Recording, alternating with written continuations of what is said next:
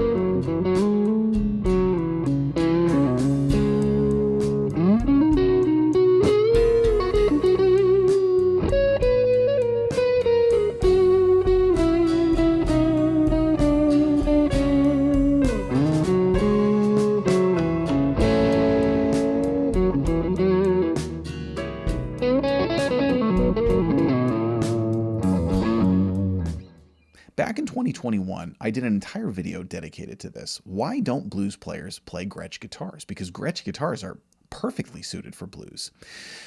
I wound up taking the video down. The reason is because it was just a musings video. It was something that I just was thinking about and didn't really do an awful lot of digging into. I did some blues jams. I talked about my observations and whatnot. And it wound up getting a lot of interest. Many people had made the same observation over the years. And so I took it down because I wanted to reapproach it. It's something that still doesn't fully make sense to me, although I have some better ideas about it now.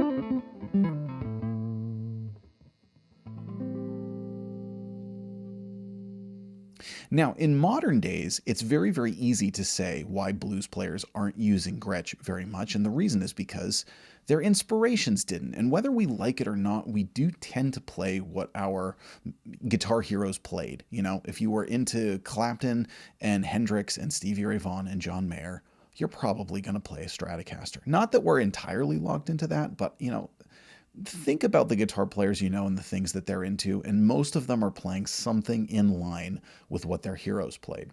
So the question is, why didn't the blues players, particularly in the 1950s, pick up Gretsch guitars? Now, one thing that a lot of people brought up was the price.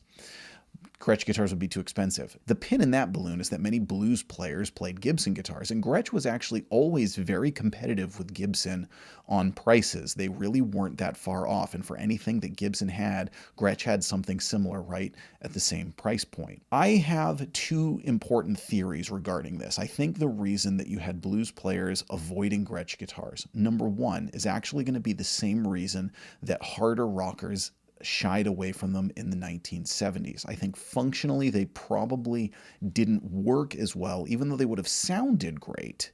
They wouldn't have worked as well for a combination of things. Number one, feedback, and number two, the floating bridge. The floating bridge, blues is an aggressive genre. You dig into it and everything. And if you kind of get that bridge and knock it out of place, that's really not particularly good.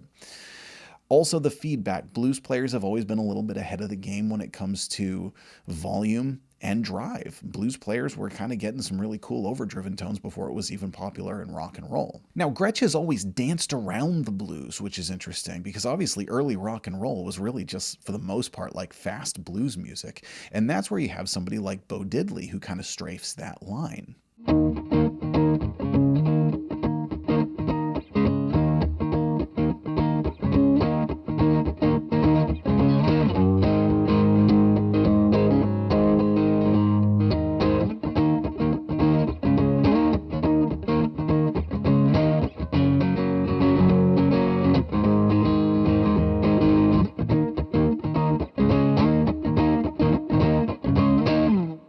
Bo Diddley famously played a duo jet and also had his rectangular guitar and the guitar that would become what Billy Gibbons was known for, which was the Cadillac car-shaped Gretsch guitar. Gretsch guitar is kind of pigeonholed nowadays as something of a rock and roll, rockabilly, western. Is that fair? Probably not, because Gretsch guitars are capable of loads of amazing tones.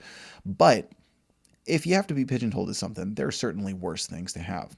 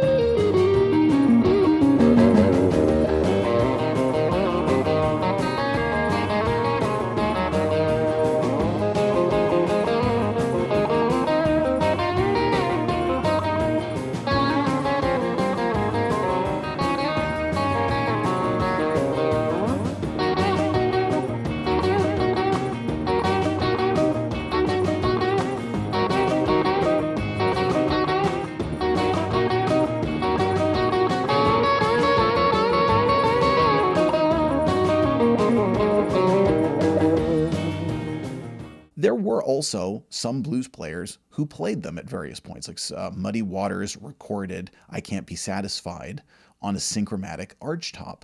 Keb Mo has been seen playing one. Lowell Fulson was using a White Falcon, who also later used an ES-335. But the point is that there weren't any really notable blues artists who played them exclusively. And when I say exclusively, I don't mean like the only one, but again, like Stevie Ray is known for the Stratocaster, or B.B. King is known for, obviously he's had multiple Lucille's, but they were basically all like a Gibson ES-355. Most of them were. And before you get back to the early days, that's neither here nor there. There weren't any players who really favored Gretsch guitars. The tone is perfect for blues. Although I shy away from saying that, and the reason is because as soon as you say it, you have to define what a good blues tone is. And the more you think about that, the more difficult it becomes. What I have settled on for what is a good blues tone is it's not high gain, and it tends to be mid-range rich. I don't even want to say heavy, just rich. Nice sounding mid-range. So basically not a scooped metal sound.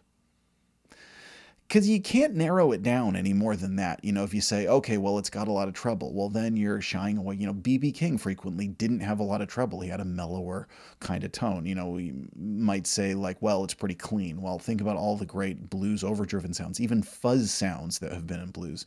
So, yeah, it's really hard to narrow down. Ultimately, when you get down to it, it depends on the player and what they're playing. Well, one way or another, Gretsch has always been in this perfect middle ground between the Fender sound and the Gibson sound, but also in their own unique way. It's got twang, but not a Telecaster twang. It's got warmth, but not like Gibson ES warmth. It's just got its own unique thing going, which if you play a Gretsch for blues, you will be blown away by how awesome it is and how perfect it sounds.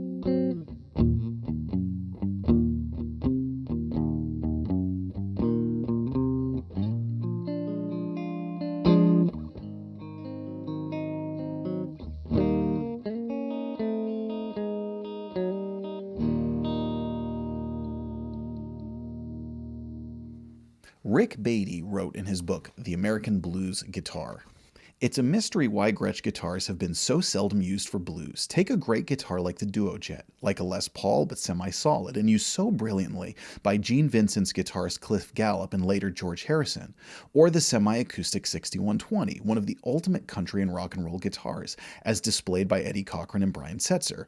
There was nothing wrong with Gretsch's pickups, the single-coil D-Armands of the 1950s, the post-58 humbucking Filtertrons, and the single-coil Hylotrons of the 1960s all sounded fine in very different ways.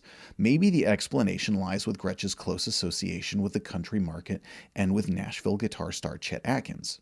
Now, my second theory, as reiterated in the book, has to do with Chet Atkins.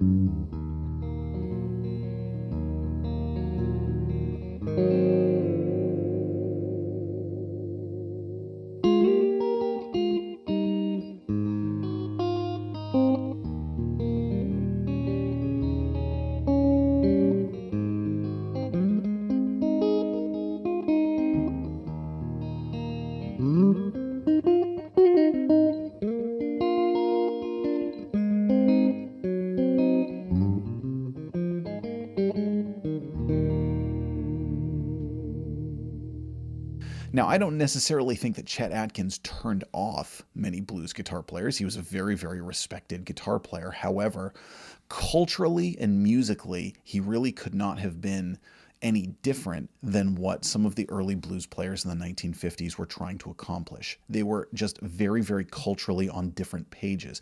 And there might be a racial element to that too, whereas Chet Atkins very much represented that sort of country gentleman thing and very much a white culture, and blues, early blues, was very much black music. It could have just been that they weren't in the same universe with each other, and so they favored other guitars. These are mere conjectures. There's really no way of knowing for sure why blues players stayed away from Gretsch guitars. What I would suggest to modern blues players is to pick them up because they work great.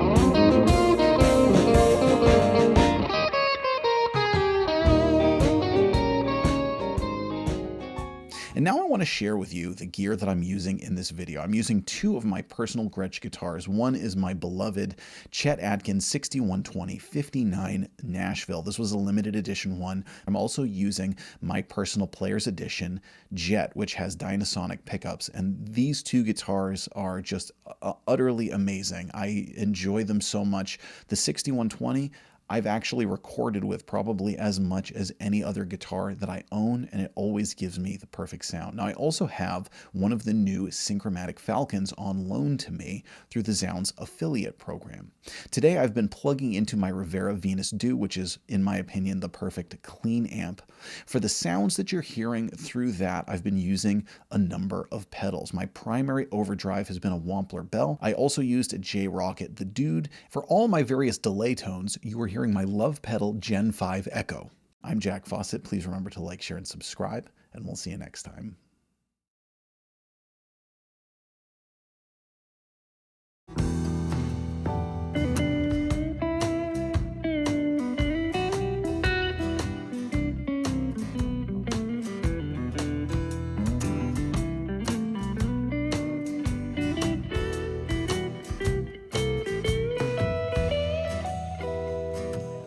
No doubt about it, on this endless night, you will be fighting for your life. You're gonna find yourself falling hard unless you make it through the dark.